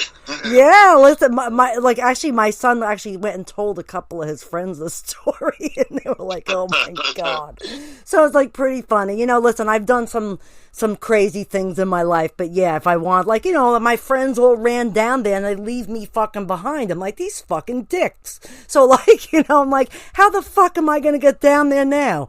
So I'm trying to figure out how to get down there, and I get caught by the security guard, and I'm like, oh great. I'm like, all right, I'm gonna show him my lactating spots, and I'm going to be able to get down there. And it actually worked for me, believe it or not. The guy was like, all right. Like, you know, like... Yeah, legendary. So listen, tell your wives and your women, they want to get into shows, they just put some, like, water on the nipples of their shirt and be like, oh, I just had a baby, I'm lactating, you know, first time out, blah, blah, blah. It actually works, believe it or not. Some men have actually empathy for women who just had babies, you know? Yeah, and to be fair, I have no problem asking them to get their shirts wet. Yeah, you guys could stand with a hose and spray them, right? Like from the corner, like, oh, come over here, let me drench your shirt. Go for a bit at least, got a Warrant Cherry Pie video. Oh, I remember that video. That's crazy. Yeah, I know.